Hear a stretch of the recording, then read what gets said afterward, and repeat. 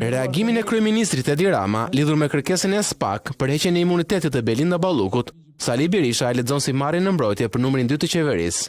Në një postim në mediat sociale, kryetari i Partisë Demokratike thotë se Rama do të mbrojë Ballukun me çdo çmim dhe akuzon se është i përfshirë në dosjet e numrit 2 të qeverisë.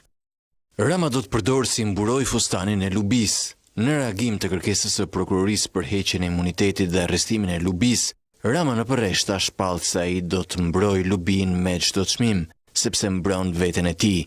50 milionë euro i kanë ndarë bashk. Reagimi i tij në X mund të mblidhet me dy fjalë: jetën e japim, Lubin nuk e japim. Imagjinoni kur t'i komunikojnë akuzën vetë atij? Për Berishën, kjo është një arsye më shumë që duhet protestuar, ndaj kërkon mbështetjen e qytetarëve për protestën e 22 dhjetorit. Qytetar, është ora juaj, populli do të thotë fjalën e tij më 22 dhjetor. Pas kërkesës së SPAK, ka reaguar edhe Tedi Blushi, i cili në emër të Partisë së Lirisë kërkon mbledhjen e Këshillit për Imunitetin dhe Mandatet dhe kërkon që kuvendi të mos bëhet mburoj për Ballukun.